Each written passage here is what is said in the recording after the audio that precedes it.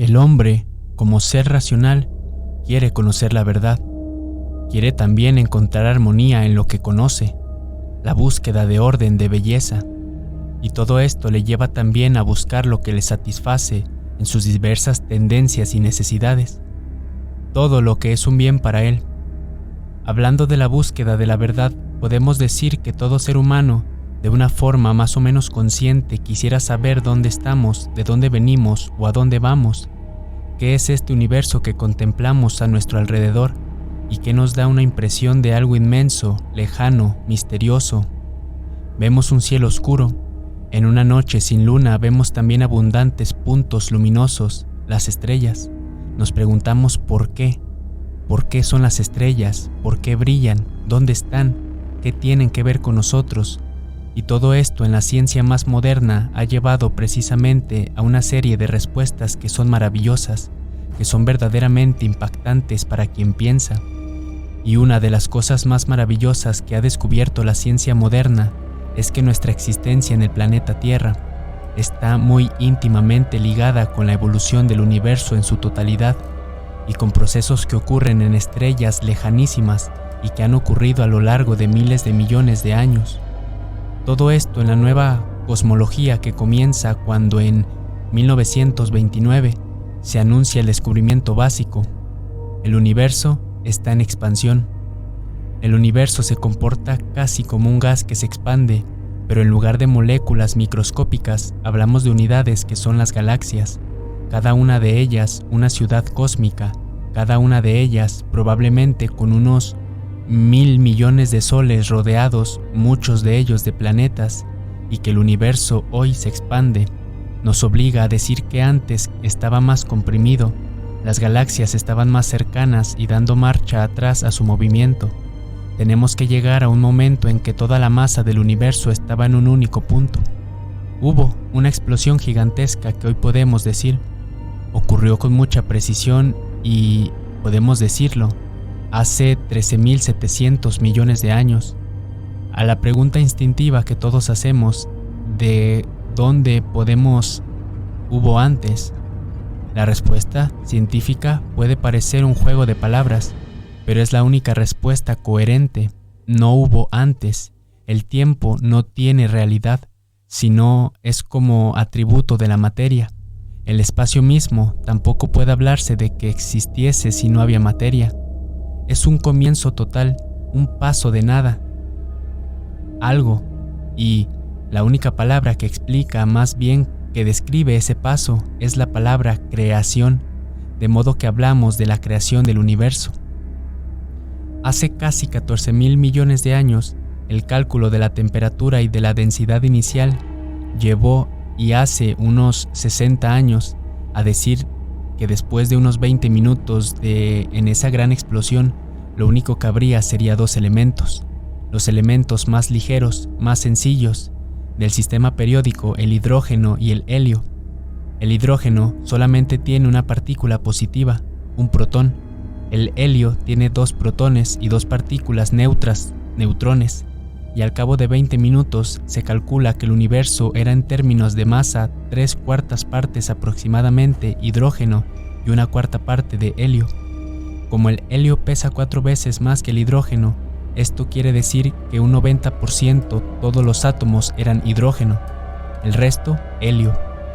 Esta nube de gases a altísima temperatura con la expansión se va enfriando y permite entonces que la gravedad comprima los gases para formar las primeras estrellas, y luego estas estrellas dan lugar a galaxias, entre ellas la Vía Láctea, nuestra ciudad cósmica, que tiene unos 100.000 millones de soles y que tiene unas dimensiones tales que la luz tarda 100.000 años en cruzarla de un extremo a otro, de modo que si comienza el universo con esta explosión, cuando queremos estudiar ahora las estrellas de la Vía Láctea, todavía tenemos que pensar que son objetos físicos, por lo tanto, que están sujetos a leyes físicas, y a partir de la física moderna, sobre todo desde el descubrimiento de las reacciones nucleares, podemos entender cómo funciona una estrella allá por 1920. El gran físico inglés Eddington decía: debemos ser capaces de entender algo tan sencillo como una estrella. Pues bien, La clave para entenderla nos la da el análisis de su luz. Si yo tengo una bombilla eléctrica con un filamento que permite saber quién hay en las estrellas, puedo saber primero que el filamento produce luz, sobre todo de color rojizo y muy poco de color azul. En cambio, si veo una chispa eléctrica, produce sobre todo luz de color azul, porque la temperatura es más elevada. De la proporción entre esos colores puedo determinar la temperatura de la superficie de una estrella. Sí, si tengo un tubo fluorescente con gases a alta temperatura, se producen líneas de diversos colores, pero las líneas mismas son como la huella dactilar de los elementos que hay en el gas. ¿Puedo analizar de qué está hecho ese gas? Y si tengo un gas frío ante una bombilla, tendré líneas oscuras que también me sirven para identificar los elementos que hay en ese gas. Y así sabemos de qué está hecho el universo, y sigue siendo casi exclusivamente hidrógeno y helio. Todo lo demás apenas cuenta. Curiosamente, la Tierra apenas tiene hidrógeno y helio. El helio solo lo suficiente para hacer unos globos de feria. El hidrógeno podemos pensar que hay mucho en el agua del mar, pero si yo tuviese un globo terráqueo de unos 30 centímetros de diámetro, todo el mar sería simplemente la capa de barniz. Por tanto, la Tierra es elementos pocos comunes. El elemento más impresionante de la Tierra, por su abundancia, es el hierro. 1/3 de la masa de la Tierra es hierro. ¿Y si yo hiciese un pozo hasta el centro de la Tierra? Al llegar a la mitad del radio me encontraría con una esfera de hierro líquido, de temperatura, yendo más hacia el centro. La presión convertiría ese líquido en sólido y tendría una esfera de hierro sólido a unos de temperatura, y sin embargo, el hierro ni siquiera aparece entre los elementos. Los 7 elementos más abundantes en el universo. Otra gran parte de la Tierra es el silicio, tampoco aparece en esta tabla. Tenemos pues que preguntarnos cómo llega a la Tierra a formarse y de dónde proviene el oxígeno y el carbono, que son necesarios para la vida, de dónde proviene el sodio, el calcio de nuestros huesos. Todo esto nos lo ha tenido que explicar la ciencia moderna hablando de cómo evolucionan las estrellas de diversos tipos. Las estrellas más brillantes que conocemos son estrellas gigantes de color azul. Pueden brillar hasta casi 1 millón de veces más que el Sol. Los menos brillantes de color rojo pueden brillar solo 1/millonésima parte de lo que brilla el Sol. El Sol es una estrella mayor que el 90% de las demás estrellas, de modo que ya podemos hablar de que estamos alrededor de una estrella que no es común. Solo un 8% de estrellas son como el Sol o un poco mayores, pero estas estrellas evolucionan. ¿Producen energía? Se forman primero por contracción de una gran nube, que es casi todo hidrógeno y helio. La gravedad la comprime y un gas, cuando se comprime, se calienta. Cuando llega a una temperatura de unos 10 millones de grados en el centro, entonces se dan reacciones nucleares que convierten más hidrógeno en helio, y durante un 90% su existencia, la estrella mantiene una luminosidad casi constante, pero finalmente terminará su combustible. Tendrá una transformación de estructura que la convierte en lo que llamamos una gigante roja y finalmente se apaga. Todo esto es lo que hace una estrella típica como el Sol. En el centro del Sol la temperatura es de 15 millones de grados y cada segundo, millones de toneladas de hidrógeno se convierten en helio. La luz y el calor que recibimos tarda casi 1 millón de años en ir desde ese centro hasta la superficie, y luego ya la recibimos en la Tierra, no como lo que era originalmente, rayos X, Y, rayos gamma, sino como luz visible. Todas las estrellas gastan este combustible durante el 90% de su existencia, pero las estrellas mucho más masivas que el Sol, que se forman mucho más aprisa, también se agotan en poco tiempo, 2,5 millones de años. Es muy poco tiempo comparado con lo que ha necesitado la Tierra para formarse y la vida para aparecer. Una estrella como el Sol tarda 30 millones de años en formarse, pero luego dura un total de unos 10,000 millones de años, de modo que el Sol está ahora como a la mitad de su carrera. Estrellas pequeñas duran muchísimo, pero porque producen muy poca luz, gastan muy poco combustible. Cuando la temperatura interna, tal vez dentro de unos 1,000 millones de años, en el caso del Sol, vaya aumentando hasta llegar a 100 millones de grados, se dará una reacción en que 3 núcleos de helio se combinan con una fase intermedia que dura fracciones de segundo de berilio, y de esos 3 núcleos de helio se forma un núcleo de carbono. Y si aumenta todavía más la temperatura, de carbono y helio se pueden formar oxígeno, de modo que el oxígeno que respiramos y el carbono que forma la base de las moléculas vivientes es el resultado de estas reacciones nucleares en estrellas que durante millones y millones de años gastan su combustible y terminan apagándose, produciendo una especie de núcleo superdenso de carbono cristalizado como del tamaño de la Tierra, pero de tal densidad que si trajese aquí un trozo del centro del tamaño de un terrón de azúcar, aquí pesaría 50 toneladas. Y alrededor de ese núcleo superdenso de carbono cristalizado como del tamaño de la Tierra, pero de tal densidad que, como una corona fúnebre, los gases de la parte externa de la estrella que se expanden y se enfrían y terminan por hacerse invisibles. Pero una estrella como el Sol no puede producir elementos más pesados que el oxígeno. En cambio, como he dicho antes, la Tierra tiene una parte importantísima, 1/3 de parte de su masa en forma de hierro. El hierro solo se puede sintetizar a una temperatura de millones de grados y solo las estrellas de mayor tamaño, que son muy escasas, pueden hacerlo. Las gigantes azules, que tienen una masa de más de 4 veces la del Sol y que son menos del de todas las estrellas, pueden dar lugar a esas reacciones y entonces tenemos una estrella con capas ricas en hidrógeno y helio, luego nitrógeno, carbono y oxígeno, finalmente silicio, azufre y hierro, y estas estrellas terminan su existencia con una enorme explosión que las destruye en unos segundos. Durante ese periodo de tiempo tan breve hay un exceso de energía y se producen todos los elementos del sistema periódico y se esparcen en el espacio los que han producido antes. Si ustedes tienen un anillo de oro, unos pendientes de plata, piensan que eso es ceniza de estrellas mucho mayores que el Sol, que explotaron antes de que existiese el planeta Tierra. Por eso, los metales, como el oro, la plata, el uranio, el platino, son muy escasos porque solo se producen un tiempo muy breve en explosiones que ocurren muy rara vez. Dentro de la Vía Láctea, nuestra ciudad cósmica, se suceden las generaciones de estrellas en la parte periférica, donde hay menos abundancia de estrellas. Ahí ha habido menos síntesis de estos elementos pesados en el centro, ha habido muchos más.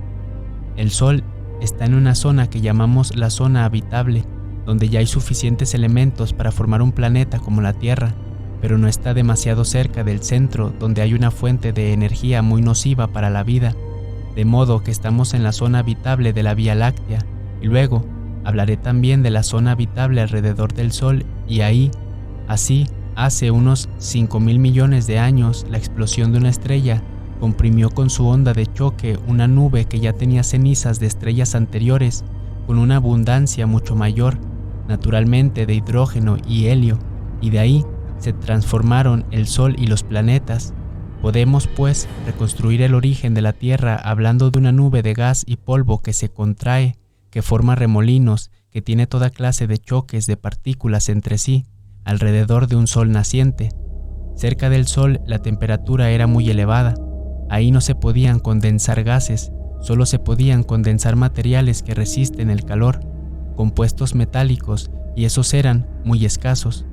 Lejos del Sol, la temperatura permitía que se hacen los gases y entonces, como los gases eran abundantes, tenemos una explicación de los planetas que hay en nuestro sistema. Cerca del Sol, 4 planetas de pequeño tamaño, pero sólidos y de alta densidad: Mercurio y Venus, los más cercanos al Sol; Marte, el más lejano de esos planetas de tipo terrestre. Lejos hay otros planetas de tipo Júpiter que son sobre todo gas. Y una cosa curiosa que tendré que explicar es que se supone lógicamente que cuanto más cerca del Sol está un planeta, más debe ser la cantidad de hierro en proporción que tiene ese planeta, y se cumple en el caso de Mercurio, de Venus y de Marte, y luego también, pero la Tierra tiene más hierro que Venus, tiene un núcleo de hierro mayor incluso que Mercurio. Hay que preguntarse por qué, y para eso estudiamos la Tierra y vemos que tiene algo llamativo: un gran satélite, la Luna. Mercurio no tiene luna, Venus tampoco, Marte podemos decir que técnicamente tampoco. Tiene 2 pequeños satélites del tamaño de una montaña, pero poco más, y esos son algo que el planeta ha capturado recientemente y terminarán cayéndose encima. Pero la Tierra tiene un satélite que es llamativamente grande. Visto desde una distancia suficiente, desde unos 50 millones de kilómetros, y vemos el tamaño adecuado de la Luna en comparación con la Tierra. Es la 1/4 parte del diámetro de la Tierra. Un poquito más incluso. Esto es algo que no era de esperar ocurriese en esta situación en que se forman los planetas cerca del Sol. Bien, la Luna puede parecernos que es muy bonita, pero que tal vez no tiene mucho que ver con nosotros. Veremos que sí tiene que ver con nosotros y tiene que ver con hacer que la Tierra tenga condiciones de habitabilidad. La Luna, curiosamente, da lugar a un fenómeno que no se encuentra en ninguna otra situación del satélite y planeta del sistema solar. Puede darse un eclipse total de Sol en que la Luna cubre totalmente el disco del Sol y permite ver la corona. La Luna es 4000 veces más pequeña en diámetro que el Sol, pero está 400 veces más cerca, con lo cual coincide el tamaño aparente de los 2 astros. Esto no ocurre en ningún otro sitio. Es importante eso para nosotros. Realmente no es una cosa que influye en nuestra vida ni en la Tierra como planeta habitable, pero es un espectáculo verdaderamente hermoso y ha sido también uno de los factores para el desarrollo de la ciencia de la astronomía. La Tierra tiene abundancia de diversos climas, de diversas situaciones. Podemos ver, por ejemplo, la Antártida totalmente cubierta de hielo, siempre a temperaturas por debajo de 0 grados. Allí el hielo no puede fundirse porque el hielo solo se funde si la temperatura está por encima de los 0 grados. Cada vez que cae nueva nieve en el centro y produce nuevas capas de hielo, la presión de esas capas de hielo empuja los hielos anteriores hacia el borde, y cuando llegan al borde del continente se caen al mar. Y eso es lo que observamos constantemente, que el hielo se está desprendiendo por la presión de nuevas capas de nieve y hielo en el centro. La Tierra tiene agua en estado líquido, no solo sólido, y podemos ver el delta de un gran río en Siberia, el Lena. Tiene también desiertos. Hay una variedad enorme de climas y de formas de la corteza terrestre, desiertos donde apenas hay una gota de agua, como no sea por la condensación durante la noche de un poco de humedad que llega del océano. El fondo del océano nos parece también en aguas de poca profundidad, como labrado por corrientes que llevan el calor desde los trópicos hasta las zonas más extremas de la Tierra, las zonas cerca de los polos. Es pues la Tierra un planeta dinámico en constante cambio, donde las diferencias de temperatura entre el ecuador y las zonas polares hace que se produzcan estos enormes ciclones que pueden cubrir de nieve en poco tiempo una isla entera como Islandia, que pueden causar también enormes destrozos en zonas pobladas, y todos los años sabemos que hay ese tipo de fenómeno. El interior de la Tierra, que no nos parece tampoco tener mucho que ver con nuestra vida, sin embargo, es algo importante para que la Tierra sea habitable a largo plazo. El núcleo de hierro de la Tierra, que he indicado esta temperatura de miles de grados, hace que las rocas inmediatamente sobre el núcleo tengan una cierta consistencia pastosa, y la roca caliente va hacia la superficie mientras la roca fría vuelve a caer hacia el centro. Estas corrientes de roca presionan contra la corteza terrestre, que es muy delgadita, unos 30 kilómetros nada más de espesor, y esa presión rompe la corteza terrestre en placas, y eso produce un cambio constante de la distribución de terrenos secos y de cuencas oceánicas. Estas placas se van moviendo. Muy pronto se dieron cuenta que los geógrafos de que Sudamérica encaja en el Golfo de Guinea, en África, y encaja Norteamérica en Europa y Asia. Donde estas placas chocan, tenemos entonces fenómenos importantes de reestructuración de toda la corteza a lo largo de cientos de millones de años. Ha cambiado el mapa de la Tierra. Hace 210 millones de años teníamos un único continente, Pangea. Ahora siguen separándose América de Europa y Asia y África, y el océano Atlántico está creciendo a razón de unos 3 centímetros por año. Donde chocan las placas, se arrugan y se producen cadenas de montañas, y ahí también se producen fenómenos volcánicos. una placa bajo otra por fricción, funde las rocas y salen gases y sale roca líquida a la superficie, y esto hace que se esté renovando constantemente la corteza terrestre y también la atmósfera. La primera atmósfera de la Tierra probablemente era el resultado de la emisión de gases por los volcanes, sobre todo anhídrido carbónico. Esta fue la primera atmósfera que tuvo nuestro planeta. ¿De dónde vienen los oxígenos? Viene casi exclusivamente de las plantas, que con el pigmento verde que llamamos clorofila pueden atrapar la energía de la luz del sol y usarla para combinar anhídrido carbónico y agua formando celulosa, azúcares, hidratos de carbono, y en ese proceso se desprende oxígeno y así podemos rehacer la historia de la Tierra de la atmósfera terrestre a partir de hace unos 4.500 millones de años. La atmósfera era solo anhídrido carbónico, no había oxígeno, no había tampoco metano. La cantidad de anhídrido carbónico ha fluctuado, pero ha ido descendiendo hasta que apenas hay ahora anhídrido carbónico, unas 350 partes por millón nada más. En cambio, el oxígeno, que no existió durante más de 2.500 millones de años, ha ido aumentando y aumentando hasta que hoy el oxígeno es un 28% de la atmósfera. El metano ha sufrido también una evolución de aumentar mucho hasta hace unos 2.500 años y luego ha disminuido. Una cosa digna de notarse es que hubo una época hace unos 1.500 de años en que había gran cantidad de anhídrido carbónico y era una época glacial. La Tierra estaba cubierta de casquetes de hielo en la mayor parte de su superficie. Todo esto hay que tenerlo en cuenta si queremos entender por qué la Tierra es habitable y qué factores influyen en que sea habitable. El anhídrido carbónico, pero sobre todo el vapor de agua, atrapa el calor del sol, penetra la atmósfera, la radiación solar, se absorbe parte de la energía, en la Tierra se remite un poco de esta energía, y parte se pierde en el espacio, pero otra parte vuelve a Tierra porque el anhídrido carbónico y el agua no son perfectamente transparentes a la energía calórica. Otro efecto de la atmósfera de importancia es que el oxígeno absorbe la radiación ultravioleta del sol y produce lo que llamamos la capa de ozono, que libra a la Tierra de que la luz ultravioleta, que es muy dañina para la vida, llegue a los continentes. El anhídrido carbónico hace que la Tierra tenga una temperatura media de unos 17 grados, mientras que de no existir, el efecto invernadero sería más bien unos 17 grados bajo cero.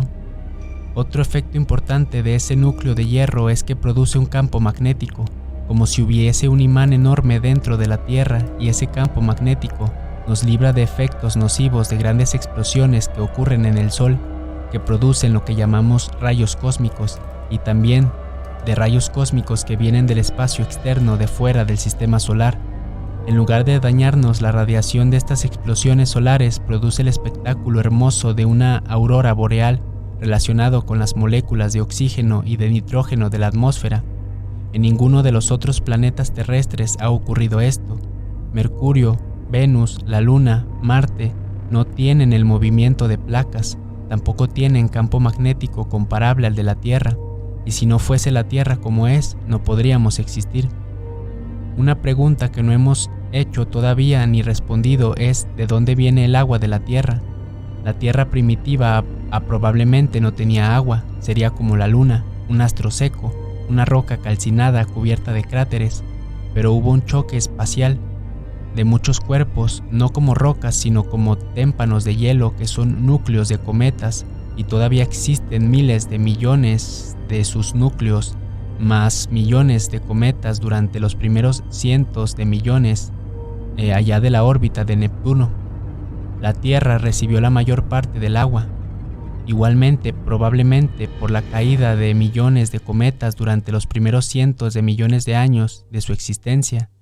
Cada vez que nos bebemos un vaso de agua, estamos aceptando esa lluvia de cometas y utilizando esa agua sin la cual la vida sería imposible, porque el agua tiene la propiedad extraordinaria de que cuando se enfría lo suficientemente por debajo de 4 grados, en lugar de aumentar la densidad y contraerse, se expande y la densidad disminuye, y de esa manera el hielo flota, y de no ser así no existiríamos, porque si el hielo se congelase aumentando su densidad se hundiría.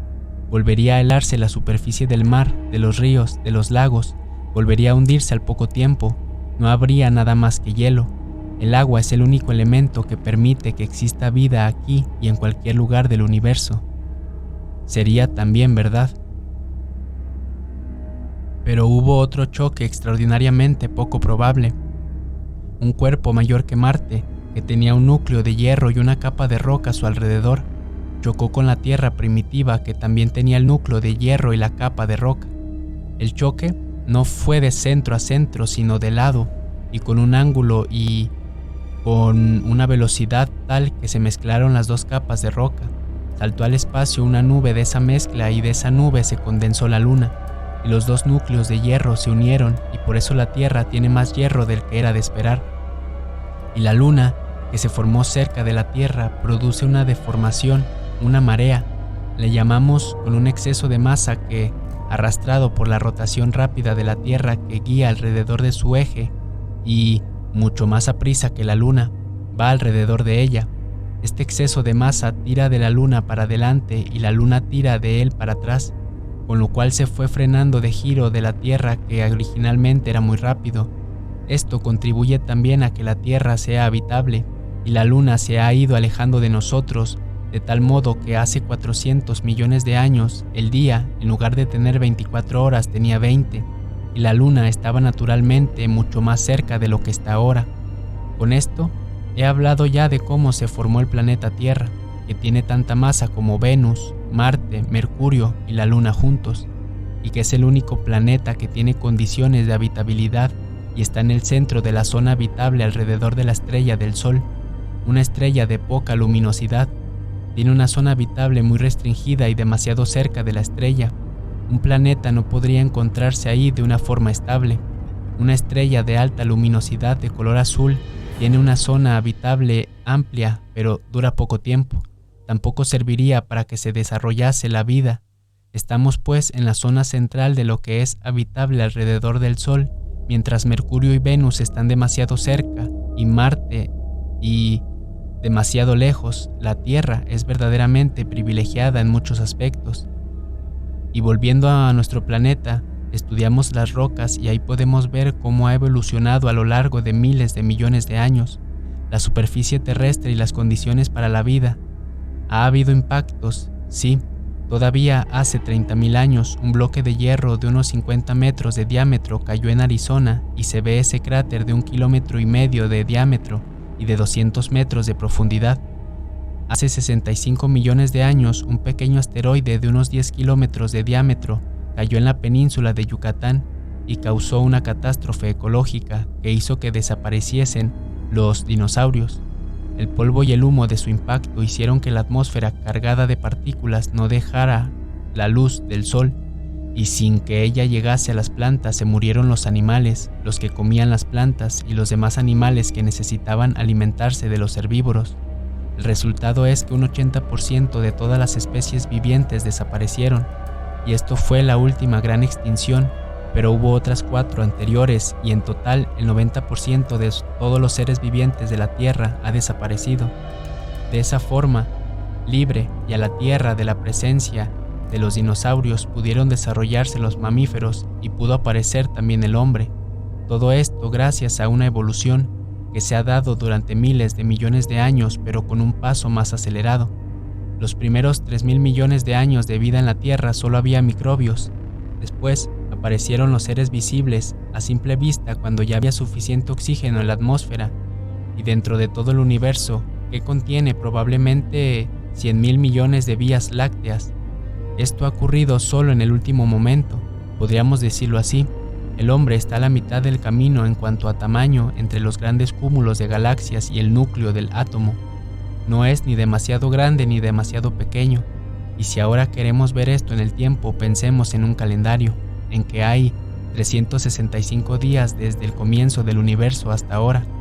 El universo comenzó el 1 de enero, cada día representa 40 millones de años. Solamente al final nos encontramos con que dentro de un universo hecho con gran cuidado, con números y medida, como decía la Biblia, es el último día del año, el 31 de diciembre a las 23 horas de la noche y 59 minutos y 30 segundos.